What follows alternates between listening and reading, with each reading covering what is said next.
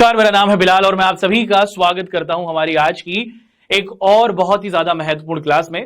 हम लोग अपनी क्लास 9th के प्यारे बच्चों के साथ बात कर रहे हैं और क्लास 9th के प्यारे बच्चों के साथ बात करते हुए एक बहुत ही महत्वपूर्ण हमारा टॉपिक चल रहा है, हमारा अध्याय चल रहा है, भूगोल के अंदर ये मौजूद है, जिसे कहा जाता है भारत का भौतिक स्वरूप।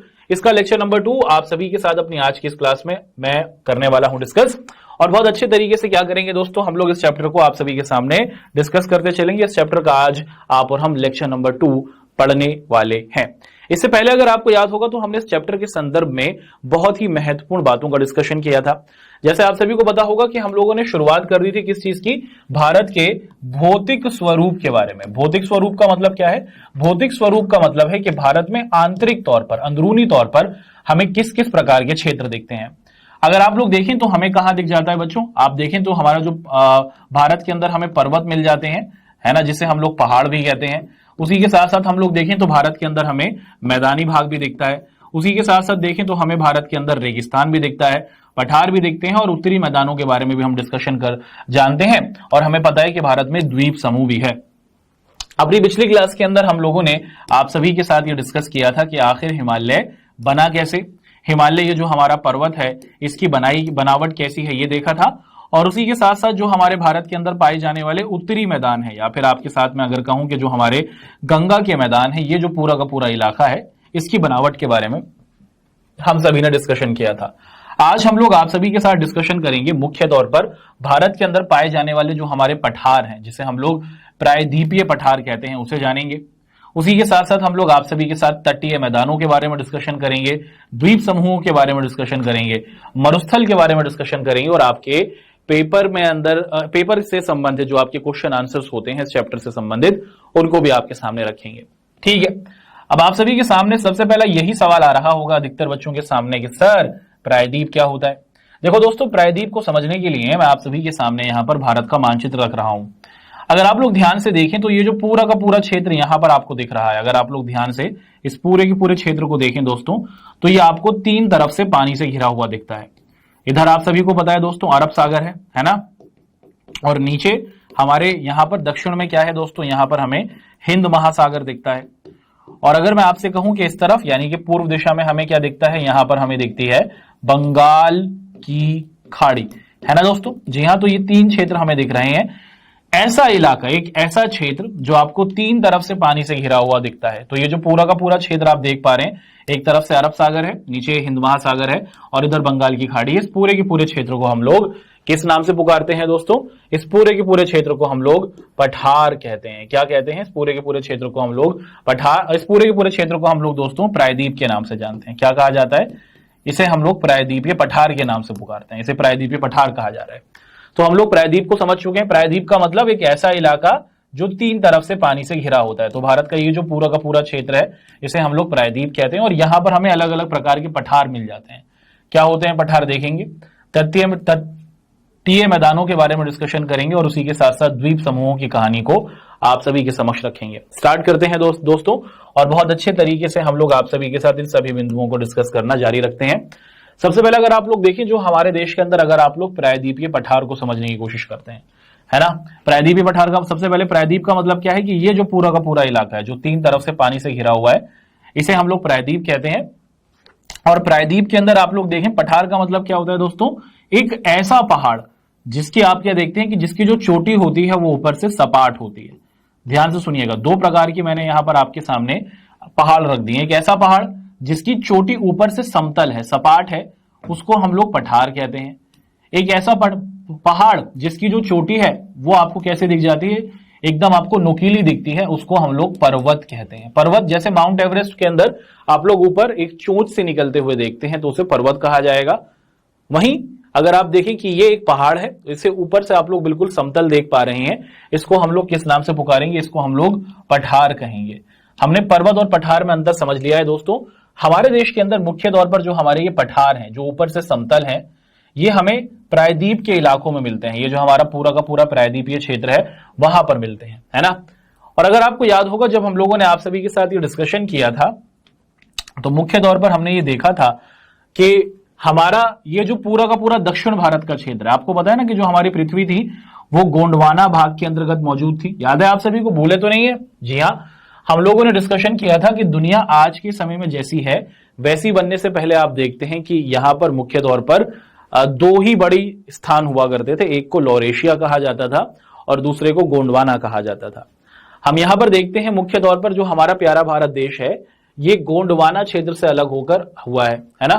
गोंडवाना क्षेत्र से अलग हुआ है। और गोंडवाना क्षेत्र के अंदर जब आपने देखा होगा मुख्य तौर पर कि जो इमेज हमें दिख रही थी जिससे हम भारत को पहचान पा रहे थे वो यही त्रिभुजाकार इमेज थी, है ना? तो यही जो त्रिभुजाकार क्षेत्र है, ये जो आपको त्रिभुजाकार क्षेत्र दिखता है यही हमारा दक्षिण का भाग है जो मुख्य तौर पर आपको कन्याकुमारी तक दिखता है। और यहां पर पाई जाने वाली हमारी जितनी भी शैलें हैं बच्चों, ये दुनिया की सबसे पुरानी शैलें। तो भारत के अंदर हिमालय पर्वत जो यहां पर बना है ऊपर टॉप पर भैया, ये तो अभी अभी आपको बना है ना? आज से लगभग आप देखते हैं करोड़ों साल पहले, और ये उससे भी करोड़ों साल पहले का बना हुआ आपको दिखता है। हमारा ये जो पूरा का पूरा दक्षिण भारत का इलाका है ये आपको उससे भी पुराना दिखता है और यहाँ पर आपको उससे भी ज्यादा पुरानी शैलें दिखती हैं। शैलों का मतलब होता है चट्टाने या फिर पहाड़। अच्छा, इस भाग के अंदर आप लोग देखें तो आपको बहुत अच्छे तरीके से इसकी बनावट दिखती है। वो क्या है दोस्तों? अगर आप लोग इसकी बनावट को देखते हैं तो आप देखते हैं कि जो हमारा दक्षिण भारत है ऊपर से आपको चौड़ा दिखता है। देखिए यहां से आप लोग देख रहे हैं कि ये चौड़ा है और जैसे जैसे ये नीचे आता चला जाता है तो दक्षिण का भाग हमारा कैसा हो जाता है? आप देखते हैं कि मुख्य तौर पर ये पतला होता चला जाता है ना? ऊपर से ये आपको चौड़ी दिखती है और नीचे आते आते ये छिछली यानी कि पतली होती चली जाती है। तो जो हमारा दक्षिण का आपको क्या दिखता है बच्चों? प्रायद्वीपीय इलाका दिखता है। ये आपको कैसा दिख पा रहा है? आपको पता है कि ये गोंडवाना क्षेत्र से संबंधित था। उसी के साथ इस इलाके के अंदर हमें पुराने सबसे पुराने पहाड़ मिलते हैं। आप देखते हैं कि इस भाग के अंदर हमें मुख्य तौर पर ऊपर से जब ये नीचे की तरफ आता है तो आप देख पाते हैं कि ये ऊपर से चौड़ा है, नीचे आते आते ये पतला होता चला जाता है और यहीं पर हमें अलग अलग प्रकार की पहाड़ियां और घाटियां भी देखने को मिलती हैं। ठीक है, अब हमारा ये जो प्रायद्वीपीय पठार है, अब अगर आप लोग भारत के इस प्रायद्वीपीय पठार को देखें, ये जो हमारा पूरा का पूरा इलाका है ना दोस्तों? यहां से देखिए ध्यान से कि ये जो हमारा पूरा का पूरा प्रायद्वीपीय पठार है, ये जो हमारा पूरा का पूरा प्रायद्वीपीय इलाका है, यहां पर हमें अलग अलग प्रकार के पठार दिखते हैं। एक को कहा जाता है ना? इनकी क्वालिटीज को अब हम लोग देखना धीरे धीरे क्या करते हैं, समझने की कोशिश करते हैं कि जो हमारा पूरा का पूरा प्रायद्वीपीय पठार है इनको हम लोगों ने दो कैटेगरीज के अंदर बांटा है। प्रायद्वीपीय पठार को हमने क्या किया है दोस्तों? मुख्य तौर पर आप देख पा रहे हैं कि इनको हमने दो कैटेगरीज के अंदर बांट दिया है। पहला कहलाता है मध्य उच्च भूमि और दूसरा कहलाता है दक्कन का पठार। ध्यान से सुनिएगा, हमने अपने जो प्रायद्वीपीय पठार के पूरे की पूरे भाग को देखा तो हमने देखा कि इसके अंदर हमने पठारों को दो कैटेगरीज में बांट दिया। एक तो कहलाता है दक्कन का पठार, ये पूरा का पूरा क्षेत्र दक्कन का पठार कहलाता है, और दूसरा कहलाता है मध्य उच्च भूमि। ये जो पूरा का पूरा आपका क्षेत्र है इधर, इसको हम लोग मध्य उच्च भूमि के नाम से जानते हैं। तो पठार भारत में आपको प्रायद्वीप के अंतर्गत दिख रहे हैं और प्रायद्वीप के अंतर्गत भी आपने देखा कि हमने इन पठारों को दो कैटेगरीज में बांट दिया। एक को दक्कन का पठार कहा और एक को मध्य उच्च भूमि का। अब इनकी जो विशेषता है उसको एक एक कर हम लोग आप सभी के सामने देखते हैं। सबसे पहले हमने आप सभी के साथ मुख्य तौर पर देखा कि ये प्रायद्वीपीय पठार होता क्या है। उसके बाद फिर हम लोगों ने आप सभी के साथ मुख्य तौर पर यह जानने की कोशिश की कि ये जो आपका प्रायद्वीपीय पठार है ये कहां पर हमें दिखता है। प्रायद्वीप का मतलब क्या है दोस्तों? आप सभी को पता है कि एक ऐसा भूभाग जहां पर आपको तीन तरफ से पानी दिखता है, और हमने देखा कि इस इलाके के अंदर हमें तीन तरह क्या दिख जाते हैं बच्चों? हमारे पठारी भूभाग दिखते हैं। इनको हम लोग समझने की कोशिश करेंगे आप सभी के साथ। और मुख्य तौर पर हमारा ये जो प्रायद्वीपीय पठार है आपको दिख रहा है कि इसको मध्य उच्च भूमि और दक्कन के पठारों में हम लोग देखेंगे। शुरुआत करते हैं दोस्तों। सबसे पहले शुरुआत करते हैं कि नर्मदा नदी के उत्तर में, ध्यान से देखिएगा, अगर आपको नदियों की जानकारी है, हम लोग देख चुके हैं कि यहां से आप क्या देखते हैं दोस्तों कि यहां से नर्मदा नदी क्या होती है, यहां से नर्मदा नदी की शुरुआत होती है, और आप देखते हैं कि यहीं से नर्मदा नदी की जब शुरुआत होती है और नर्मदा नदी क्या गिरती है? ये अरब सागर में गिरती है। नर्मदा नदी कहां गिरती है दोस्तों? आप सभी को पता है कि ये अरब सागर में गिरती है। तो नर्मदा नदी के आसपास का जो क्षेत्र है यहीं पर आप लोग देखते हैं कि हमें क्या दिख जाता है दोस्तों? नर्मदा नदी के आसपास ही हमें मालवा के पठार, ये क्षेत्र दिख जाता है। नर्मदा नदी के आसपास ही हमें मालवा के पठार दिखते हैं। तो मालवा का पठार हमें कहां दिखता है दोस्तों? नर्मदा नदी के पास दिखता है, जो अरब सागर में आपको गिरती हुई दिखती है। और इस क्षेत्र की जो अधिकतर नदियां हैं वो आपको कैसे दिखती हैं? वो पश्चिम से पूर्व की ओर बहती हुई दिखती हैं, है ना? और यहां पर आपको ढाल भी बनते हुए दिख जाती है। आप देखते हैं कि अधिकतर जो इस क्षेत्र की नदियां, जैसे आपकी नर्मदा नदी हुई, तापी नदी हुई, वो क्या करती हैं? वो पश्चिम में आकर गिरती हैं। क्यों गिरती हैं इस तरफ? क्योंकि इस तरफ ना ढलान है। अगर आप भारत के इस क्षेत्र को देखें, मालवा का पठारी एरिया, ये थोड़ा सा झुका हुआ है, यहाँ पे थोड़ी सी ढाल है, और इसी वजह से आप लोग देखते हैं कि मालवा के पठार के आसपास की जो नदियां हैं वो मुख्य तौर पर पश्चिम की तरफ अरब सागर में गिरती हैं, बंगाल की खाड़ी में जाती हुई आपको नहीं दिखती हैं, है ना। आप देखें कि जो पश्चिमी भाग है ये थोड़ा चौड़ा है और पूर्व में आप देखते हैं कि पतला है। अगर आप लोग ध्यान से देखें तो जो हमारा ये पश्चिमी भाग है ये हमारा पश्चिमी भारत है और इधर के क्षेत्र को हम लोग पूर्वी भारत कहते हैं। अगर आप लोग हमारे देश के पश्चिमी भारत को देखें दोस्तों, अगर आप लोग इसकी बनावट को देखें यहां पर तो ये आपको थोड़ा चौड़ा दिख रहा है, वहीं अगर आप लोग पूर्वी भारत को देखेंगे तो ये आपको थोड़ा पतला दिख रहा है। यही बात यहां पर बताई गई कि जो हमारा पश्चिमी भारत है वो अपेक्षाकृत थोड़ा चौड़ा है दोस्तों, और वहीं पर अगर हम अपने पूर्वी भारत की बात करते हैं तो इसकी चौड़ाई आपको कम दिखती है, ठीक है। और आप देखें कि ये जो हमारा पठार है, इस पठार के पूर्वी प्रसार को हम लोग बुंदेलखंड या फिर बंदेलखंड के नाम से भी जानते हैं। तो यहां पर हमने देखा कि नर्मदा नदी के एकदम पास ही हमें मालवा का पठार दिखता है। मालवा के पठार के पास जो बसने वाली हमारी नदियां हैं, नर्मदा नदी और तापी नदी, ये गिरती हैं पश्चिम दिशा की ओर, क्योंकि यहां पर ढलाव है। हमारा जो पश्चिमी भाग है वो पूर्वी भाग की अपेक्षाकृत थोड़ा चौड़ा है, और उसी के साथ हम देखते हैं कि मालवा का ये पठार आगे भी मौजूद है, यानी कि पूर्व दिशा तक भी जाता है, जिसे हम लोग बुंदेलखंड का पठार भी कहते हैं। इस पठार का मतलब है कि यहां पर हमें ऐसे पहाड़ मिलते हैं जो ऊपर से सपाट होते हैं, है ना। तो मालवा के पठार को हमने देखा जो नर्मदा नदी के पास आपको दिख रहा है दोस्तों। उसके बाद हमने इसी के आगे जब हम जाएंगे पश्चिम से पूर्व की तरफ जाएंगे तो हमें बुंदेलखंडी पठार भी दिखता है। ये सारा का सारा जो एरिया है ये हमारा बुंदेलखंड का पठार कहलाता है, ठीक है। और अगर हम उसके भी आगे बढ़ जाते हैं तो दोस्तों हमें छोटा नागपुर तक ये फैलता हुआ दिखता है। तो मालवा का पठार हमें पश्चिम दिशा में दिख रहा है, फिर हम अगर धीरे धीरे पूर्व दिशा की ओर जाने लगेंगे तो हमें बुंदेलखंड का पठार दिखेगा, और उससे भी अगर हम थोड़ा और पूर्व में जाएंगे तो यहां पर हमें छोटा नागपुर का पठार दिखने लगता है, ठीक है। तो भारत के अंदर पाया जाने वाला ये जो हमारा सबसे पहली कैटेगरी है पठार की, जिसे हम लोग मध्य उच्च भूमि कह रहे हैं, ये पूरी की पूरी जो कैटेगरी है इसे हम लोग क्या कहते हैं दोस्तों, मध्य उच्च भूमि कहते हैं। तो मध्य उच्च भूमि के अंदर हमें मालवा के पठार को पड़ा जो पश्चिम दिशा में है, इससे हम लोग थोड़ा आगे बढ़ेंगे पूर्व दिशा की ओर तो हमें बुंदेलखंड का पठार दिखेगा, और उससे भी और पूर्व दिशा की ओर बढ़ेंगे तो हम लोग छोटा नागपुर का पठार देखते हैं। और ये पूरी की पूरी जो कैटेगरी है इसको हम लोग क्या कहते हैं, मध्य उच्च भूमि पठार कहते हैं। तो ये पूरा का पूरा जो आपका इलाका है इसे हम मध्य उच्च भूमि पठार कहते हैं। आगे बढ़ेंगे, यहां पर हम लोग दक्कन के पठार की विशेषताओं को आप सभी के सामने रखेंगे कि ये दक्कन का पठार आखिर है क्या और दक्कन के पठार की क्या कहानी है।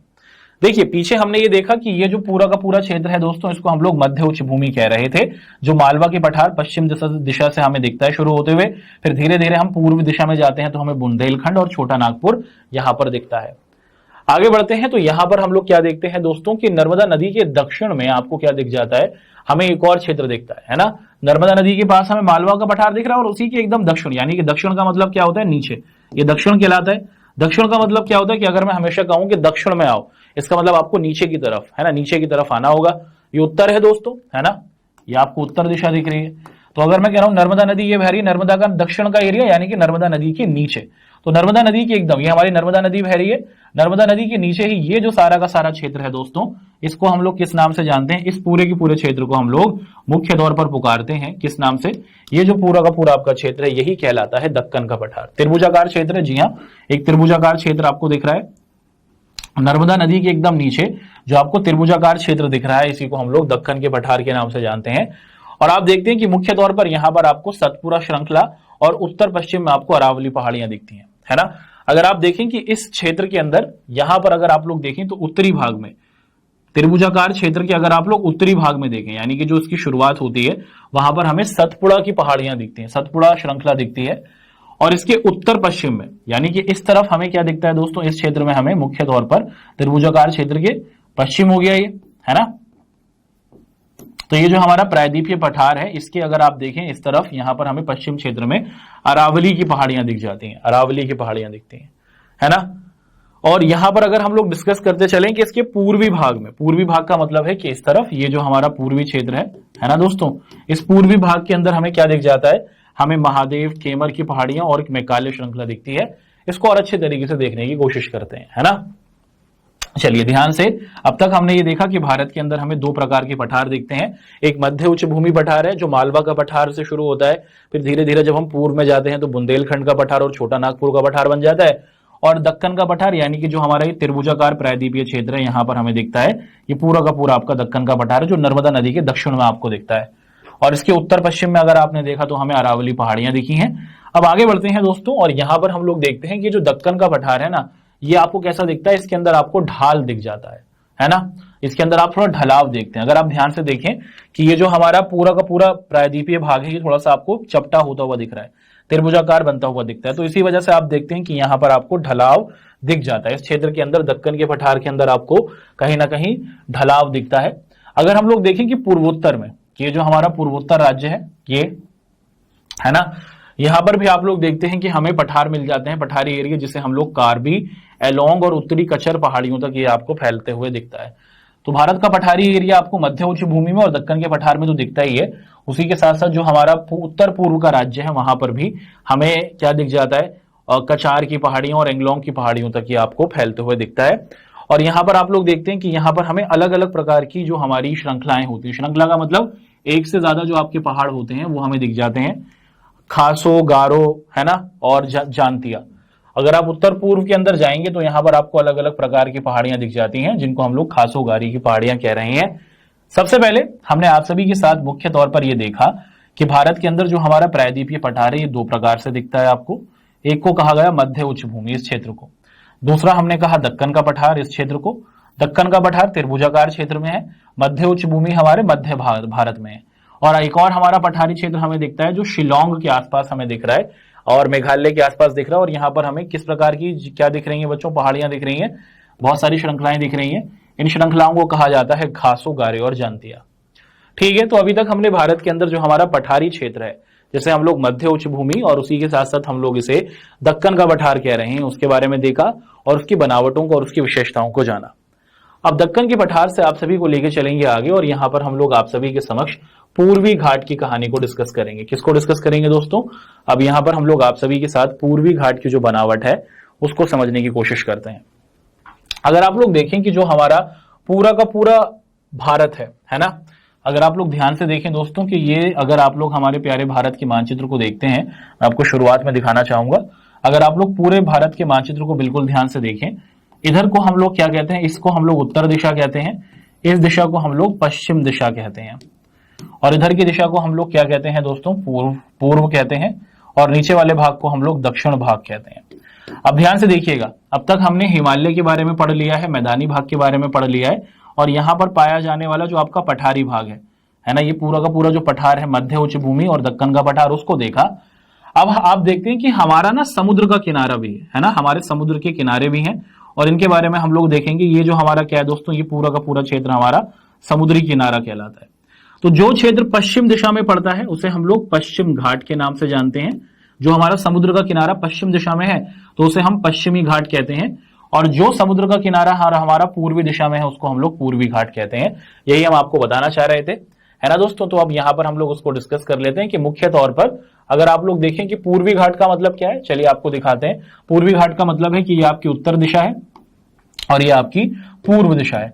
पूर्वी घाट का मतलब है कि वो आपके समुद्र के किनारे जो आपको पूर्व दिशा में दिखते हैं, इसको हम लोग क्या कहेंगे, इसको हम लोग ईस्टर्न घाट्स कहते हैं इंग्लिश में। और वो आपके क्षेत्र जो आपको पश्चिमी दिशा में दिखते हैं, वो आपके समुद्र के किनारे जो आपको पश्चिम दिशा में दिखते हैं, उनको हम लोग वेस्टर्न घाट्स के नाम से जानते हैं। ठीक है, तो प्रायद्वीपीय पठार के अंदर अगर आप लोग देखें तो हमारे जो पूर्वी घाट की तरफ, यहां पर इस क्षेत्र में आपको क्या दिखता है, इस क्षेत्र के आसपास आपको बहुत सी पहाड़ियां बसती हुई दिखती हैं। और इस क्षेत्र के आसपास, पूर्वी घाट के आसपास आप जितनी भी अपनी पहाड़ियां देखते हैं, उनकी जो ऊंचाई है वो लगभग आपको 600 मीटर के आसपास दिखती है। तो ज्यादा ऊंची आपको यहां पर पहाड़ियां नहीं दिखती हैं। वहीं हमने देखा था हिमालय के अंदर तो भैया आपको दिख रहा है बच्चों के 8000 मीटर और उससे भी ऊंची ऊंची पहाड़ियां आपको दिख रही हैं, 6000 मीटर के आसपास दिखती हैं। लेकिन जो हमारी ये पूर्वी घाट की आपको क्या दिखती हैं, पहाड़ियां हैं, ये मात्र आपको 600 मीटर के आसपास ही दिख रही हैं। अब सबसे पहले आप देख लीजिए कि जो पूर्वी घाट है आपका, ये जो पूरा का पूरा आपका पूर्वी घाट है, इस पूर्वी घाट के अंदर आप देखते हैं कि जो सबसे ऊंची आपको पहाड़ी दिख जाती है, या फिर जो आपको सबसे ऊंचा पहाड़ मिल जाता है, उसे कहा जाता है महेंद्रगिरी। और महेंद्रगिरी की जो ऊंचाई है वो आपको 1500 मीटर के आसपास दिखती है। तो महेंद्रगिरी आपको कहां दिख रहा है दोस्तों, 1500 मीटर की ऊंचाई के साथ हमें पूर्वी घाट के अंदर दिख जाता है। आगे देखते हैं कि पश्चिमी घाट भी है हमारा, है ना दोस्तों। अभी भी हमने पूर्वी घाट को देखा, जो पूर्व दिशा के आसपास के हमारे समुद्र के किनारे का क्षेत्र है, उसे हमने पूर्वी घाट कहा। अब यहां पर पश्चिमी घाट की बात होगी। पश्चिमी घाट का मतलब जो पश्चिम दिशा में पड़ता है। पश्चिमी घाट का मतलब कि वो हमारा समुद्र का किनारा जो पश्चिमी दिशा की तरफ पड़ता है ना। और आप देखते हैं कि पश्चिम दिशा के अंदर भी हमें बहुत सी पहाड़ियां दिख जाती हैं। यहां पर अगर हम लोग देखें कि यहां पर जो पाई जाने वाली पहाड़ियां होती है ना दोस्तों, उसे हम लोग सहारदी के नाम से जानते हैं। पश्चिमी घाट के अंदर भी हमें पहाड़ियां दिखती हैं। पश्चिमी घाट का मतलब हुआ कि हमारा वो समुद्र का इलाका जो पश्चिम की दिशा में है। यहां पर पाई जाने वाली पहाड़ियों को हम लोग सहारदी के नाम से जानते हैं। और यहां पर जो हमारी पहाड़ियां हैं उनकी ऊंचाई लगभग 900 मीटर से आपको 1600 मीटर के आसपास दिख जाती हैं। अगर हम लोग देखें जो पश्चिमी घाट है हमारा, ये जो पूरा का पूरा आपको पश्चिमी घाट दिख रहा है, इसकी जो सबसे ऊंची चोटी है, यहां पर आप क्या देखें, जो पश्चिमी घाट की जो सबसे ऊंची चोटी है उसका नाम है अन्नामुडई और उसकी ऊंचाई लगभग 2695 मीटर है। पूर्वी घाट की थी महेंद्रगिरी जो आपको 1500 मीटर के आसपास दिख रही थी दोस्तों। वहीं पश्चिमी घाट के अंदर जो आपको सबसे ऊंचा पहाड़ दिख रहा है उसका नाम है अन्नामुडई जो आपको 2695 मीटर के आसपास दिखता है। इसके बाद पश्चिमी घाट में हमें एक और क्या दिख जाता है दोस्तों, हमें एक और ऊंची चोटी दिखती है जिसको कहा जाता है डोल्टाबेट नीलागिरी। ये क्या है बच्चों कि ये हमें दक्षिण भारत की सबसे ऊंची चोटी इसे कहते हैं, जिसकी ऊंचाई लगभग 2637 मीटर है। तो पश्चिमी घाट के अंदर जो हमें क्या दिखता है, हमारी पहाड़ियां वो काफी ऊंची दिखती हैं। यहां पर आपको अन्नामुडी ये जो पहाड़ी है वो लगभग 2695 मीटर ऊंची दिख रही है। और उसके बाद डोटा बेल्ट नीलागिरी की जो पहाड़ियां हैं वो हमें 2637 मीटर के आसपास दिख रही हैं। अब तक हमने भारत के अंदर जो हमारा पूर्वी घाट है उसे देखा, पश्चिमी घाट को देखा। अब भारत के अंदर ही मौजूद आप एक और चीज को देखते हैं दोस्तों, और जिस चीज को हम लोग क्या कहते हैं, जिस चीज को हम लोग भारतीय मरुस्थल के नाम से जानते हैं। भारतीय मरुस्थल का मतलब हुआ हमारा जो पूरा का पूरा रेगिस्तानी इलाका है उसी को हम लोग भारतीय मरुस्थल कहते हैं, है ना। कुछ इस तरीके से होता है दोस्तों, मरुस्थल यानी कि रेगिस्तानी इलाका। कहाँ मिलता है हमें ये रेगिस्तानी इलाका? ये जो हमारा रेगिस्तानी इलाका है, मरुस्थल का मतलब जो हमारा रेगिस्तान है, ये हमारा जो भारतीय मरुस्थल है ये हमें अरावली के पश्चिमी किनारे पर मिलता है। अगर आप लोग दिशा में देखें, मैं आपसे पूछूं कि ये आपकी उत्तर दिशा है दोस्तों, और भारत में हमें राजस्थान कहाँ दिखता है? पश्चिम दिशा में दिखता है। और पश्चिम दिशा में, है ना, आप देख पा रहे हैं कि ये जो सारा का सारा क्षेत्र है यही आपका क्या है दोस्तों, यही सारा आपका मरुस्थलीय इलाका कहलाता है। इसे मरुस्थलीय इलाका क्यों कहते हैं? क्योंकि यहाँ पर नाम मात्र की बहुत कम बारिश होती है। एक साल में मात्र आपको 140 मिलीमीटर के आसपास की बारिश होते हुए दिखती है। और इसी वजह से यहाँ की जो जलवायु है वो बहुत ज्यादा आपको क्या दिखती है? गर्म दिखती है। और यहाँ पर आप देख पा रहे हैं कि नाम मात्र के ही पेड़ पौधे उग पाते हैं। जैसे कैक्टस हुआ, जिसे बहुत कम पानी की जरूरत होती है, वही इस जलवायु के अंदर पैदा हो सकता है। तो भारत की पश्चिमी दिशा में हमें क्या दिख जाता है दोस्तों? भारतीय मरुस्थल दिखता है, इंडियन डेजर्ट दिखता है। ये आप देखते हैं कि अरावली की पहाड़ियों के आसपास है। और आप देख पा रहे हैं कि मुख्य तौर पर यहाँ पर आपको बहुत कम मात्रा में बारिश होते हुए दिखती है, 140 मिलीमीटर के आसपास। अच्छा, अगर हम लोग देखें जो हमारा ये भारतीय मरुस्थल है, अगर आप लोग ध्यान से देखें तो ये जो हमारा भारतीय मरुस्थल है, यहां पर आपको क्या दिख जाता है बच्चों? एक आपको नदी भी गुजरते हुए दिखती है। बहुत महत्वपूर्ण सवाल पेपर में पूछा जाता है। इस मरुस्थलीय एरिया में भी आप देख लेते हैं कि एक नदी हमें दिखती है, एकमात्र नदी है जो आपको कहां से दिख रही है दोस्तों? आप देख पा रहे हैं कि अजमेर के आसपास का जो क्षेत्र है वहां से आप देखते हैं कि इसका उद्गम होता है और फिर ये पाली, जोधपुर, बाड़मेर होते हुए नीचे की तरफ आती है ना। और इसके अंदर आप देखते हैं कि यहाँ पर कुछ छोटी मोटी सरिताएं, कुछ छोटी मोटी आपको क्या दिख जाती हैं? सरिताएं या फिर तालाब के रूप भी दिखते हैं जो बारिश के समय में आपको भरते हुए दिखते हैं। तो मुख्य तौर पर राजस्थान की जो आपको रेगिस्तानी इलाके की एकमात्र नदी है उसका नाम है लूनी नदी, जो आपको दिख पा रही है दोस्तों, है ना। और आप देख पा रहे हैं कि इसके साथ कुछ छोटी मोटी और सरिताएं भी होती हैं, सहायक आपको नदियां भी दिख जाती हैं। आप देखें कि जो हमारा रेगिस्तानी इलाका है ना, वहां पर आप लोग एक चीज जरूर देखते हैं दोस्तों, जिसे रेत कहा जाता है। अब आप देखें कि रेत है, और रेत क्या होता है बच्चों? बहुत हल्के आकार का होता है। और जब तेज हवा चलती है तो ये जो रेत होता है वो एक क्षेत्र से दूसरी जगह पर जाकर गिर जाता है। आपने रेत के तूफान देखे होंगे बहुत सी मूवीज में कि भाई सैंडस्टॉर्म आ रहा है, रेत का तूफान आ रहा है। तो रेत हवा के साथ क्या हो जाती है? एक स्थान से दूसरे स्थान तक आप देखते हैं कि रेगिस्तान के अंदर आगे पीछे होती रहती है। आप देखते हैं कि ये जो आपकी रेत होती है ना, ये क्या करती है? रेगिस्तान के अंदर एक प्रकार का क्या बनाती है? एक प्रकार की इमेज बनाती है जिसे बरकान कहा जाता है। बरकान को हम लोग अर्धचंद्राकार बालू का टीला भी कहते हैं। बालू मतलब रेत। अगर आप ध्यान से देखें तो ये आपको एक बरकान, ये जो बना हुआ है ना दोस्तों, ये रेत के ही आप क्या देख पा रहे हैं कि तेज हवा ने क्या कर दिया है? आप देख पा रहे हैं कि एक रेत का टीला बना दिया है। और इसी रेत के टीले को हम लोग क्या कहते हैं? बरकान के नाम से जानते हैं, जो हमें रेगिस्तान में दिखता है। तो बरकान, अगर आप रेगिस्तानी इलाकों में जाएंगे तो आपको बहुत सारे बरकान दिखेंगे, जो एक प्रकार से एक चंद्राकार बालू का टीला होता है कि हवा क्या कर देती है? रेत को एक जगह से दूसरी जगह पर शिफ्ट कर देती है। और जब वो एक जगह से दूसरी जगह पर शिफ्ट होता है तो वो कुछ इस प्रकार की आकृति बनाता है, जिसे हम लोग बरकान या फिर अर्धचंद्राकार बालू का टीला भी कहते हैं। ठीक है, तो ये हमारे भारतीय मरुस्थल की कहानी रही। भारतीय मरुस्थल हमें पश्चिम दिशा में दिखता है, बहुत कम बारिश होती है, यहाँ पर बहुत कम पेड़ पौधे हमें दिखते हैं। लूनी यहाँ की एकमात्र नदी है और यहाँ पर आप देख पा रहे हैं कि यहाँ पर हमें मुख्य तौर पर हमें क्या होता हुआ दिखता है, बरकान भी बनते हुए दिखता है। अब अगले सवाल की ओर आप सभी को लेकर चलते हैं। एक और बिंदु है दोस्तों, भारत के अंदर पाया जाने वाला हमारा एक और तत्व होता है जिसे हम लोग कहते हैं तटीय मैदान, है ना। तटीय मैदान की तरफ बात कर लेते हैं, ठीक है जी। तो अभी तो हमने घाट्स के बारे में डिस्कशन कर लिया था, अभी हमारा तटीय मैदान, समुद्र का एकदम जो किनारा है, इनके नामों की विशेषताओं को देख लेते हैं। कि अगर आप भारत के मानचित्र को देखें कि ये जो हमारा एकदम तट का इलाका है, एकदम तट का जो इलाका है ना, ये जो हमारा एकदम तट का इलाका है, यहाँ पर इनको अलग अलग नामों से पुकारा जाता है और हर एक नाम की अपनी विशेषता है, इसको हम लोग देखते हैं। जो समुद्र का किनारा है इसे ही तट कहते हैं और इस तट की हम लोग क्या देखेंगे, नामों की विशेषताओं को देखेंगे। तो जो गुजरात से शुरू होता है जिसे काठियावाड़ का तटीय मैदान कहा जाता है, फिर महाराष्ट्र में आकर इसे कोंकण तटीय मैदान कहते हैं, फिर आप देखते हैं कि केरल के पास आकर ये मालाबार तटीय मैदान बन जाता है, तमिलनाडु में इसे कोरोमंडल कहते हैं, उड़ीसा के आसपास और आंध्र प्रदेश का जो आपका क्षेत्र है उसे उत्तरी सिकार के नाम से जाना जाता है। तो ये जो हमारा तटीय मैदान है, तट के आसपास भी हमारा जो समुद्र का किनारी इलाका है, यहाँ पर भी आपको कुछ मैदानी भाग दिखता है, तट के आसपास भी आपको कुछ मैदानी भाग दिखता है, इसी को हम लोग तटीय मैदान कह रहे हैं। और इन तटीय मैदानों के कुछ नाम हैं जो आपको दिखते हैं, उनको एक एक कर हम लोग डिस्कस करते हैं, है ना। तो ये जो पूरा का पूरा क्षेत्र है दोस्तों, ये तो प्रायद्वीप है ही, तीन तरफ से पानी से घिरा है और यहीं पर आप लोग तटीय मैदान यानी कि समुद्र के पास हमारे मैदानी भाग देखते हैं, उनकी विशेषताओं को देख रहे हैं। सबसे पहले आप लोग देखें कि जो आपका प्रायद्वीपीय पठार है, इसके दोनों तरफ आपको क्या दिख जाते हैं, आपको मैदानों की पट्टी दिख जाती है, यानी कि समुद्र के किनारे आपको क्या दिख जाता है दोस्तों, ये आपको मैदानी भूभाग दिख जाता है, थोड़ा सा आपको यहाँ पर मैदानी इलाका भी दिख जाता है, ठीक है, पश्चिमी दिशा में भी। और उसी के साथ साथ आप देखते हैं कि पूर्वी दिशा में भी आपको हमारे प्रायद्वीपीय पठार में दोनों तरफ मैदानी भूभाग दिख जाता है ना। अगर आप देखें जो हमारा पूर्वी तट है, यहाँ पर आपको क्या दिखते हैं, यहाँ पर जो मैदान है, पूर्वी तट के जो आपको मैदानी भाग दिखते हैं वो थोड़े ज्यादा है। पूर्वी तट का अंदर ये जो मैदानी भाग दिख रहा है थोड़ा चौड़ा है, वहीं पश्चिमी तट के अंदर जो मैदानी भाग है वो आपको थोड़ा कम दिख रहा है। ध्यान से देखेंगे तो आप लोग इस इमेज को ध्यान से देखकर समझ पाएंगे कि जो आपका पूर्वी तट है दोस्तों, है ना, यहाँ पर आसपास जो मैदानी भाग है, पूर्वी तट में मैदानी भाग थोड़े ज्यादा है, पश्चिमी तट में भी मैदानी भाग है, लेकिन यहाँ पर जो उसकी चौड़ाई है वो आपको थोड़ी कम दिखती है। पश्चिमी तट के अंदर जितने भी मैदानी इलाका है पश्चिमी तट के पास, वो थोड़े आपको संकीर्ण दिखते हैं या फिर आपको पतले दिखते हैं।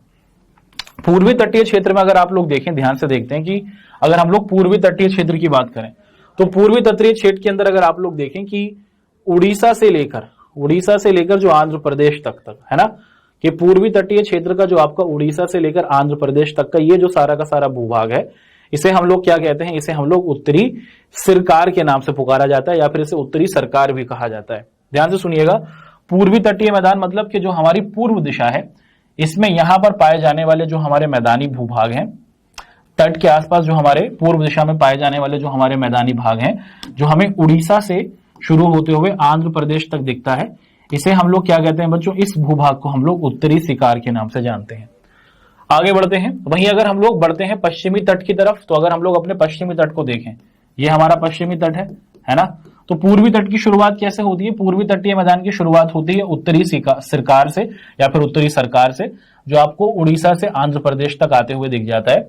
वहीं अगर हम लोग पश्चिमी तट की शुरुआत देखते हैं दोस्तों, तो पश्चिमी तट हमें गुजरात के पास से शुरू होता हुआ दिखता है और इसे काठियावाड़ तट के नाम से जाना जाता है। ये जो आपके गुजरात के पास का मैदानी भाग है तट का, इसे हम लोग काठियावाड़ तटीय मैदान कहते हैं, है ना। और उसके बाद आप देखते हैं कि काठियावाड़ तटीय मैदान जहां खत्म होता है, जहां से महाराष्ट्र शुरू हो जाता है, इस मैदानी भाग को हम लोग कोंकण तटीय मैदान कहते हैं। तो काठियावाड़ तटीय मैदान पश्चिमी दिशा से शुरू होता है, पश्चिम का हमारा तटीय मैदान को शुरू होता है, फिर महाराष्ट्र आने के बाद जो हमें मैदानी भाग दिखता है उसको हम लोग कोंकण तटीय मैदान के नाम से जानते हैं, है ना। क्या कहा जाता है दोस्तों, महाराष्ट्र और महाराष्ट्र और गोवा के आसपास का जो एरिया है, इसको हम लोग कोंकण तटीय मैदान के नाम से जानते हैं। फिर अगर हम लोग और नीचे चले जाते हैं, अगर हम लोग कर्नाटक पहुंचते हैं और उसके बाद फिर हम लोग कहां पहुंच जाते हैं, केरल पहुंचते हैं, तो कर्नाटक और केरल के आसपास का जो ये हमारा मैदानी भाग है, इसे हम लोग क्या कहते हैं, कर्नाटक और केरल के आसपास का, है ना, इसको हम लोग मलाबार तट के नाम से जानते हैं। ये जो पूरा का पूरा आपको कर्नाटक और केरल के आसपास का क्षेत्र दिखता है, इसको हम लोग मलाबार तट के नाम से जानते हैं, मलाबार तटीय मैदान कहते हैं। अब तक हमने पूर्वी मैदान की बनावट को देखा, फिर हम लोगों ने आप सभी के साथ पश्चिमी मैदान जो है हमारा, जिसे हम लोग काठियावाड़ तटीय मैदान, कोंकण तटीय मैदान और मालाबार तटीय मैदान कह रहे थे, उसके बारे में देखा। तो पश्चिमी तट जो है उसकी शुरुआत गुजरात से शुरू होती है और फिर वो आपको गुजरात के काठियावाड़ तटीय मैदान तक होते हुए हम पहुंचते हैं महाराष्ट्र और गोवा में। इसको कोंकण तटीय मैदान कहा जाता है, यहाँ के मैदानी इलाकों को। आप पहुंच जाते हैं कर्नाटक और केरल, तो यहाँ के जो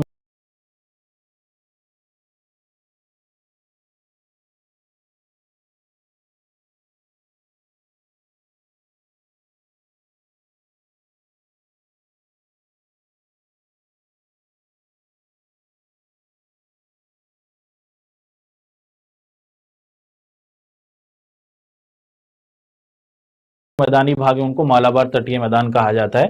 और इसके बाद अगर आप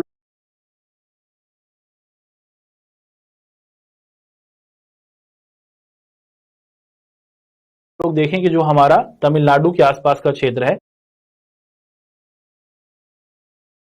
उसको हम लोग कोंकण तटीय मैदान कहते हैं। ये सारा का सारा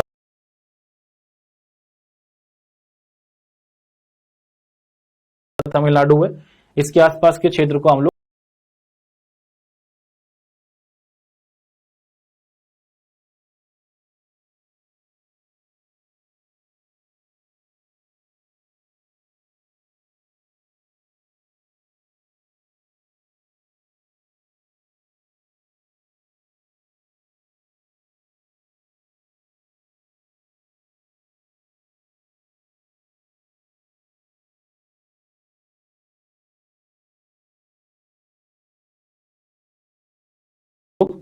कोरोमंडल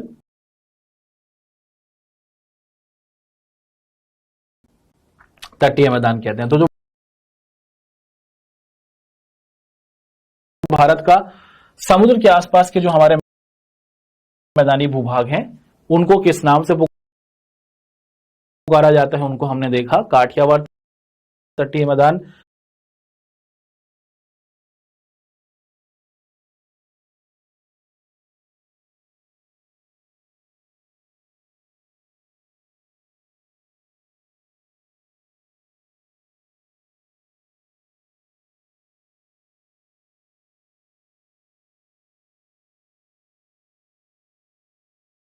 कोंकण तटीय मैदान, मालाबार तटीय मैदान, कोरोमंडल तटीय मैदान और उत्तरी सरकार के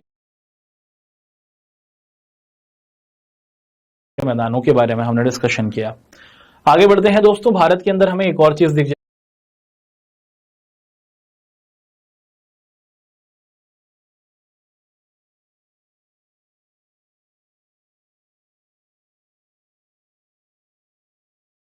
जाती है ना। हमने हिमालय के पर्वत को पढ़ा, मैदानी भाग को पढ़ा, पठारी भाग को पढ़ा, हमने पूर्वी घाट, पश्चिमी घाट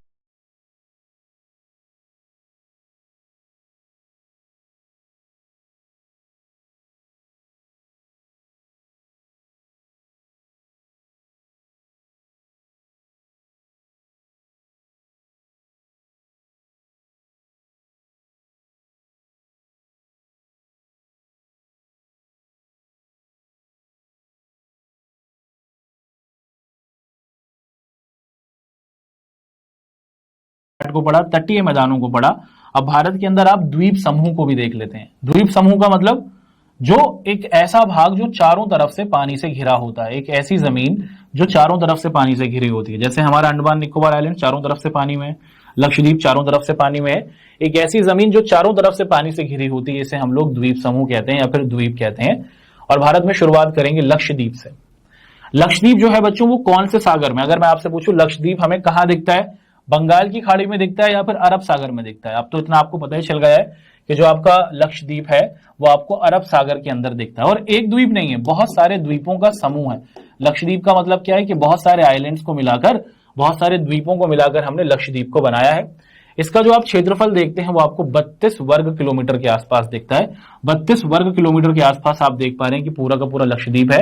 और इस द्वीप का आप क्या देखते हैं, जो प्रशासनिक केंद्र यानी कि इस द्वीप के अंदर जो सरकारी राजधानी है वो हमें कवरत्ती कहलाती है। जो कवरत्ती कर जो द्वीप है वहां से लक्षद्वीप का क्या किया जाता है, सारा सरकारी काम होता है। और यहां पर हम लोग बहुत ज्यादा जैव विविधता को देखते हैं क्या देखते हैं बच्चों कि यहाँ पर हमें अलग अलग प्रकार के जानवर दिखते हैं, अलग अलग प्रकार की संस्कृतियां दिखती हैं, अलग अलग प्रकार के हमें खान पान के तरीके दिखते हैं। 1973 से पहले लक्षद्वीप को लक्का द्वीप, मीनकाय या फिर एमिन द्वीप के नाम से जाना जाता था। 1973 से पहले यहाँ के जितने भी आइलैंड्स थे उनके अलग अलग नाम थे। इनको लक्का द्वीप, मीनकाय या फिर एमिन द्वीप कहा जाता था। 1973 में भारत सरकार ने इन सभी इलाकों को एक कर लक्षद्वीप का नाम से पुकारना शुरू कर दिया। अभी हमने लक्षद्वीप की कहानी पढ़ी जो अरब सागर में दिखता है। अब हम आपको बंगाल की खाड़ी में दिखने वाले जो हमारे अलग अलग आइलैंड्स हैं उनके बारे में डिस्कशन कराएंगे। बात कर रहे हैं अंडमान और निकोबार द्वीप समूह के बारे में। ये क्षेत्र क्या है बच्चों कि ये क्षेत्र आपको द्वीपों के मामले में काफी बड़ा दिख जाता है। और हमने क्या किया, इस द्वीप समूह को दो समूहों में बांटा है। ये जो हमारा अंडमान और निकोबार द्वीप समूह है ये दो कैटेगरीज के अंदर आपको बढ़ते हुए दिखते हैं, है ना। उत्तर वाला जो भाग है, उत्तरी जो अंडमान निकोबार आइलैंड है, और दक्षिणी वाले भाग को हम लोग क्या कहते हैं, निकोबार कहते हैं।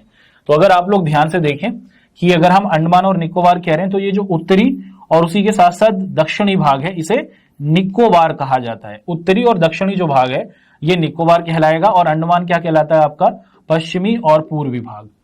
ठीक है, अंडमान और निकोबार कहा जाता है ना। तो जो निकोबार कौन कौन सा क्षेत्र है बच्चों, उत्तरी और पश्चिमी जो भाग है इसे हम लोग निकोबार कहते हैं, और पश्चिमी और जो पूर्वी भाग है इसको हम लोग क्या कहते हैं, इसको हम लोग मुख्य तौर पर कहते हैं हमारा निकोबार। ठीक है, तो उत्तर वाले भाग को हम लोग अंडमान कह रहे हैं और दक्षिण वाले भाग को हम लोग निकोबार के नाम से पुकार रहे हैं। अगर आप लोग देखेंगे जो हमारा अंडमान निकोबार द्वीप समूह है ना, यहां पर आप लोग क्या देखते हैं दोस्तों कि यहां पर हमें एक बैरन द्वीप भी दिख जाता है। बैरन द्वीप का मतलब क्या है, बैरन द्वीप का मतलब है कि अंडमान निकोबार में एक द्वीप है, एक ऐसा क्षेत्र है जो चार तरफ से पानी से घिरा है, और यहां पर आप लोग एक ज्वालामुखी देखते हैं जो भारत का एक सक्रिय ज्वालामुखी है ना, जलता रहता है भैया, एक्टिव वॉल्केनो है। तो आप देख पा रहे हैं कि भारत के अंदर मुख्य तौर पर जो हमारा अंडमान निकोबार द्वीप समूह है वहीं पर एक द्वीप है जिसका नाम है बैरन द्वीप, और बैरन द्वीप के अंदर हमें भारत का एकमात्र एक्टिव वॉल्केनो दिखता है जो आप देखते हैं कि अभी भी धधक रहा है, और आप यहां पर नहीं जा सकते क्योंकि सरकार ने कहा है कि यहां पर जाना मुश्किल है। ठीक है, तो पीछे क्लियर कर लेते हैं। ये जो ऊपर वाला क्षेत्र है दोस्तों इसे हम लोग अंडमान कह रहे हैं, और नीचे वाले क्षेत्र को हम लोग निकोबार कह रहे हैं। ठीक है, चलिए आगे बढ़ते हैं। ये सारी बातें हमारी क्लियर हुई। अब हम लोग आप सभी के साथ इस टॉपिक को अच्छे तरीके से पढ़ चुके हैं। हमने मुख्य तौर पर आप सभी के समक्ष हमारे हिमालय की बनावट, उसी के साथ हमारे पठारी भाग, उसी के साथ साथ मैदानी भाग, उसी के साथ हमारा रेगिस्तानी इलाका, उसी के साथ हमारा तटीय मैदानी इलाका, पूर्वी घाट, पश्चिमी घाट और द्वीपों के बारे में डिस्कशन किया। अब आगे बढ़ेंगे और आप सभी के साथ इस चैप्टर से संबंधित जो आपके एमसीक्यूज के क्वेश्चन रहे हैं मुख्य तौर पर उनको डिस्कस करते चलते हैं, जो आपके पेपर के अंदर बहुत ज्यादा महत्वपूर्णता रखते हैं। तो शुरुआत कर देते हैं दोस्तों आप सभी के साथ। सबसे पहला सवाल कि एक ऐसा भाग जो आपको तीन तरफ से समुद्र से घिरा हुआ दिखता है, एक ऐसा भाग जो तीन तरफ से पानी से घिरा है, उसे क्या कहा जाता है। भारत का जो हमारा दक्षिण भाग है उसे क्या कहा जाता है, उसे हम लोग प्रायद्वीप कहते हैं। और द्वीप क्या होता है दोस्तों, द्वीप एक ऐसा क्षेत्र है जो आपको चार तरफ से पानी से घिरा हुआ दिखता है। ये आपका द्वीप हो जाएगा और ये आपका प्रायद्वीप कहलाता है। अगला सवाल, भारत के पूर्वी भाग में म्यांमार की सीमा का निर्धारण करने वाले पर्वतों के नाम बताइए। अगर आप भारत के मानचित्र को देखें तो जो हमारा एकदम आपको क्या दिखता है बच्चों, पूर्वी भाग है जहां से हम म्यांमार की सीमा पर मिलती है, वहां पर जो हमारे हिमालय के पहाड़ होते हैं उनको किस नाम से पुकारा जाता है। अगर आप भारत के पूर्वी डायरेक्शन में हैं और यहां पर आप देखेंगे जो म्यांमार की सीमा से मिलने वाले हमारे पहाड़ होते हैं उनको किस नाम से पुकारा जाता है। उनको उत्तरांचल भी नहीं कहा जाता, उनको हिमालय भी नहीं कहा जाता, वो कहलाते हैं पूर्वांचल। तो म्यांमार की सीमा के आसपास जो हमारे पर्वत हैं उनका संयुक्त नाम, उन सभी पर्वतों को हम लोग पूर्वांचली पहाड़ों के नाम से जानते हैं। अगले सवाल की ओर बढ़ते हैं दोस्तों। एक अच्छा सा सवाल आपके सामने आ रहा है कि पूर्वी घाट का सर्वोच्च शिखर कौन सा है। और आपको याद होगा कि आपको बताया दोस्तों कि ये आपका पूर्वी घाट है, और इस पूर्वी घाट के अंदर आप क्या देखते हैं कि यहां पर पाया जाने वाला जो हमारा सबसे ऊंची चोटी या फिर शिखर है उसका नाम है महेंद्रगिरी, और महेंद्रगिरी की ऊंचाई आपको 1500 मीटर के आसपास है, ये आपको याद ही है। अगला सवाल है दोस्तों, उत्तरी मैदान जो हमारा, अगर आप भारत का मैदानी इलाका देखें, ये सिंधु नदी, गंगा नदी, ब्रह्मपुत्र नदी, इन तीनों नदियों के मदद से बना हुआ है। यहां पर हमें कौन से प्रकार की मिट्टी मिल जाती है, ये आपसे पूछा जा रहा है। उत्तरी मैदान जो है वो आपको तीन प्रकार की नदियों से मिलकर बनता हुआ दिखता है, सिंधु, गंगा, ब्रह्मपुत्र। यहाँ पर कौन सी मिट्टी हमें दिखती है, सबसे ज्यादा हमें जलोढ़ मिट्टी ये यहाँ पर दिख रही है। इन्हीं नदियों के निक्षेप से आप देखते हैं कि यहाँ पर मुख्य तौर पर जलोढ़ मृदा बन पाई है। अगला सवाल, नदी द्वीपों का निर्माण होता है ना। आप देखते हैं कि मुख्य तौर पर ये जो आपकी नदियों से अलग होकर आप देखते हैं कि छोटे छोटे द्वीप आपको बनते हुए दिख जाते हैं, कि नदियों से अलग होकर कि मैदानी भाग में नदियों से अलग होकर चारों तरफ एक ऐसा क्षेत्र बन जाता है जो पानी से घिरा हुआ है, वो कैसे हो जाता है, ये आपसे पूछा जा रहा है।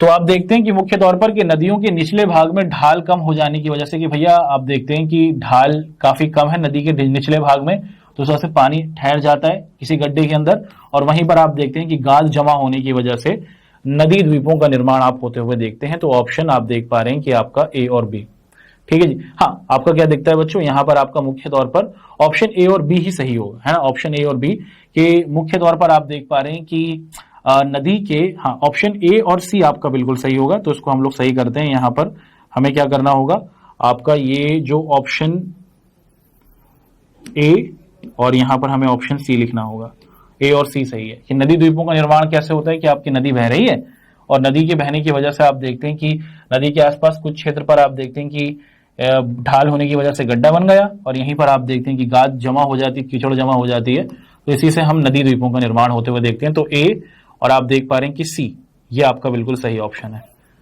अगला सवाल है दोस्तों कि चिल्का झील भारत में आप देखते हैं कि खारे पानी की सबसे बड़ी झील है, और आप देखते हैं कि उड़ीसा में महानदी की तरफ है ना। अगर आप भारत के मानचित्र को देखें तो ये बंगाल की खाड़ी के पास ही आप क्या देखते हैं कि यहीं पर आपको चिल्का झील दिखती है। ये किस डायरेक्शन में है आपसे पूछा जा रहा है। ये आप सभी को पता है दोस्तों कि ये आपको मुख्य तौर पर पूर्व दिशा के अंदर दिख जाती है ना, पूर्व डायरेक्शन की ओर दिखती है, पूर्व भी तो इस तरफ। अगला सवाल, भारत का एकमात्र सक्रिय ज्वालामुखी अंडमान निकोबार द्वीप समूह स्थित है। भारत के अंदर आप सभी को पता है कि हमारे पास एक ही हमारा एक्टिव वॉल्केनो है। वो अंडमान निकोबार में कहां पर है, क्या वो लक्षद्वीप में है, क्या वो मोरोन द्वीप में है, क्या वो बैरन द्वीप में है, या फिर उपरोक्त सभी। भारत का एकमात्र जलता हुआ ज्वालामुखी वो आपको बैरन द्वीप में दिखता है, जो हमें अंडमान निकोबार आइलैंड में दिखता है। अगला सवाल, भारत की ऊपरी पर पट्टी कितने प्लेटों से बनी हुई है। भारत के अंदर ये आपसे पूछा जा रहा है कि भारत की जो आपकी ऊपरी परपट्टी है, या फिर विश्व की ऊपरी परपट्टी है ना, भारत की जो आपकी ऊपरी परपट्टी है और वो कितने प्लेटों से मिलकर दिख रही है। इसको भारत की नहीं विश्व की करना चाहिए दोस्तों, है ना, कि विश्व की जो परपट्टी है वो कितनी प्लेटों से मिलकर बनी है। आप सभी को पता है कि 7 प्लेटों से मिलकर विश्व की पूरी पट्टियां आपको दिखती हैं, जिसमें हम 7 अलग अलग प्रकार की प्लेटों को देखते हैं। अगला सवाल, हिमालय की चौड़ाई कश्मीर और अरुणाचल प्रदेश में आपको कितनी दिखती है। तो कश्मीर के अंदर इसकी जो चौड़ाई है वो आपको 400 मीटर के आसपास दिख जाती है, और अरुणाचल प्रदेश में ये थोड़ी कम हो जाती है, वहां पर आपको ये 150 मीटर के आसपास दिखती है।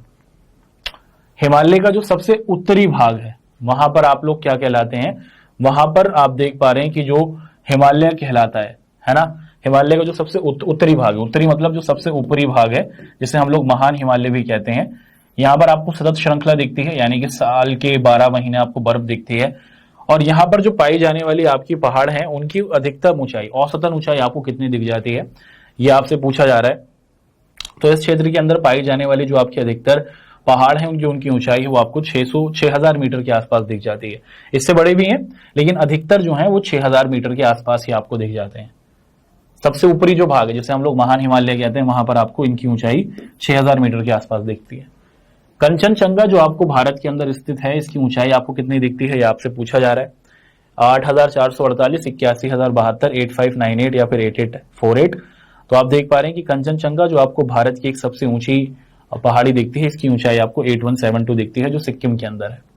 अगला सवाल, हिमालय का जो सबसे बाहरी भाग है या फिर हिमालय का जो एकदम निचला भाग आपको दिखता है, इसे क्या कहा जाता है, आपसे पूछा जा रहा है। और हिमालय का जो सबसे निचली भाग है, बाहरी भाग है, उसे हम लोग शिवालिक के नाम से जानते हैं। निम्न हिमालय तथा शिवालिक के बीच में जो स्थित घाटी होती है उसे क्या कहा जाता है। निम्न हिमालय का मतलब क्या है, निम्न हिमालय का मतलब हिमालय का मध्य भाग, और शिवालिक यानी कि हिमालय का आखिरी भाग। इन दोनों के बीच में जो छोटे छोटे आपकी घाटियां होती हैं, पहाड़ होते हैं, उन्हें क्या कहा जाता है, उन्हें दून कहा जाता है, जैसे देहरादून, पाटली दून, है ना दोस्तों। अगला सवाल है कि सतलुज और सिंधु नदी के बीच स्थित हिमालय को किस नाम से पुकारा जाता है। जो हमारा सतलुज और सिंधु नदी के बीच का क्षेत्र है हिमालय में, उसे हम लोग क्या कहते हैं, उसको हम लोग पंजाब हिमालय के नाम से पुकारते हैं, है ना। और अगला सवाल है दोस्तों कि पटली द्वीप जहां मनुष्य का आवास नहीं है, वहां एक पक्षी अभ्यारण्य है भारत में, ये किस जगह पर स्थित है। आपसे पूछा जा रहा है कि पटली द्वीप है जहां पर मनुष्य नहीं रहते, वहां पर सिर्फ पक्षियों को सुरक्षित रखने की जगह बनाई गई है, वो कहां पर हमें मिलती है? तो हमें अंडमान निकोबार द्वीप समूह में ही दिख जाती है। ठीक है, अगला सवाल है कि बरकान स्थलाकृति होती है। बरकान जो होता है वो क्या होता है, वो आपसे पूछा जा रहा है। बरकान हमें समुद्र में नहीं भैया, बरकान हमें मरुस्थल में दिखता है कि जब आपकी बालू या फिर रेत हवा की वजह से एक जगह से दूसरी जगह शिफ्ट हो जाती है तो उसे बरकान कहा जाता है।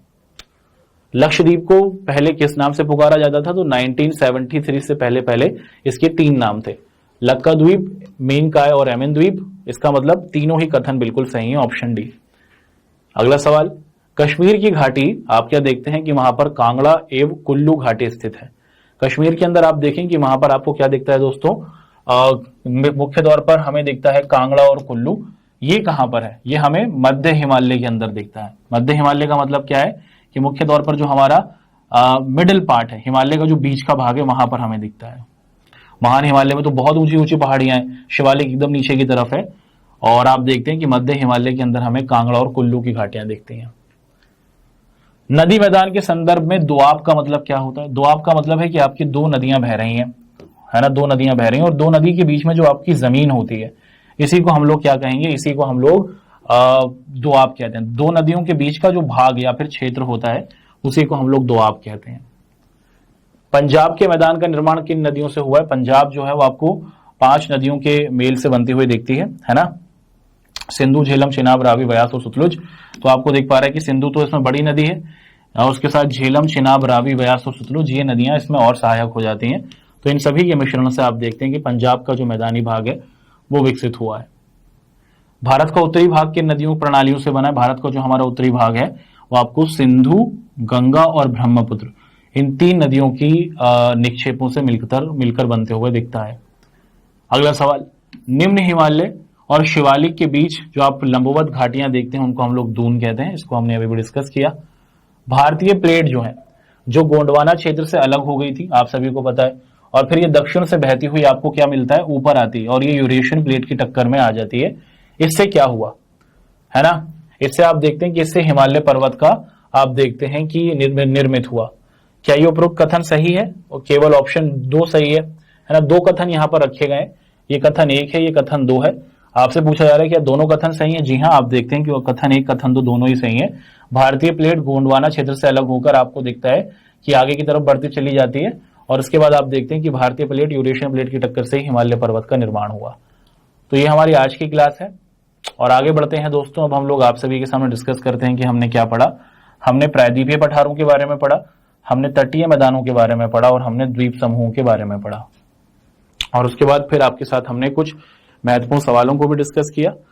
आगे बढ़ते हैं। आज की क्लास के कुछ क्विज के क्वेश्चंस आपके सामने हैं, आपको एक एक कर इनके आंसर्स दे देने हैं। पहला सवाल है कि भारत के तमिलनाडु तट पर स्थित मैदान को किस नाम से जाना जाता है?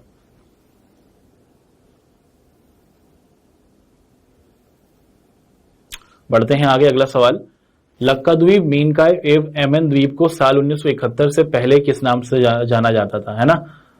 तो साल 1971 से पहले आप देख पा रहे हैं कि 3 नाम थे एक क्षेत्र के। आज के समय में इस क्षेत्र को क्या कहा जाता है, ये सवाल है, आपको बताना है।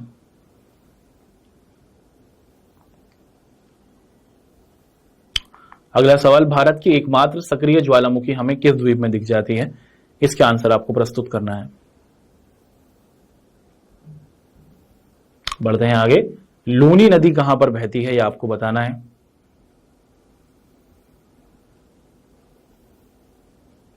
चलिए दोस्तों, बहुत बढ़िया। और अगला सवाल है कि बरकान स्थलाकृति का संबंध है, बरकान हमें किस क्षेत्र से संबंधित दिख जाता है? इसके आंसर को आपको बताना है। चलिए, ये तो हमारे आज की क्विज के क्वेश्चंस रहे। एक एक कर इनके आंसर्स को देख लेते हैं। सबसे पहला सवाल कि भारत का जो हमारा तमिलनाडु का तट है, ये हमारा भारत हुआ, इधर के क्षेत्र को हम लोग तमिलनाडु का तट कहते हैं। यहाँ पर जो मैदानी भाग है उसे क्या कहा जाता है? उसे हम लोग मुख्य तौर पर कहते हैं कोरोमंडल तट। क्या कहा जाता है उसे हम लोग कोरोमंडल तट कहते हैं। अगला सवाल, लक्काद्वीप, मीनकाय, एमन द्वीप, साल 1971 से पहले इनको इन नामों से जाना जाता था। उसके बाद से इसको क्या कहा जाता है? इसको लक्षद्वीप के नाम से पुकारा जाता है, जिसकी राजधानी है कवरत्ती। भारत का एकमात्र सक्रिय ज्वालामुखी हमें कहां दिखता है दोस्तों? ये हमें दिखता है बैरन द्वीप पर, जो अंडमान निकोबार के अंदर है। लूनी नदी कहां पर बहती है? ये थार मरुस्थल में बहती है। और बरकान मरुस्थल से संबंधित है, जब रेत की हवा से आप देखते हैं कि वायु स्थान से परिवर्तित होती है। हमारी आज की क्लास के ये 5 क्वेश्चंस रहे और उनके आंसर्स रहे। आपके होमवर्क के सवाल आपको यहाँ पर मिल जाएंगे, आप लोग उन्हें जरूर करें। पढ़ते हैं आगे और डिस्कशन करते हैं कि अपनी नेक्स्ट क्लास में हम लोग क्या करेंगे। अपनी नेक्स्ट क्लास के अंदर हम लोग भारत का भौतिक स्वरूप इस चैप्टर को करेंगे कंटिन्यू, और इस चैप्टर को कंटिन्यू करते हुए हम लोग आप सभी के साथ इस चैप्टर से संबंधित जो आपके क्वेश्चंस हैं, जो आपके पेपर के अंदर पूछे जाते हैं, उनको डिस्कस करेंगे। आशा है कि आपको हमारी क्लास पसंद आई होगी। आप लोगों से मुलाकात करेंगे अगली क्लास में और करेंगे इसी चैप्टर के क्वेश्चन आंसर्स को डिस्कस। आप लोग अपना ध्यान रखें। धन्यवाद।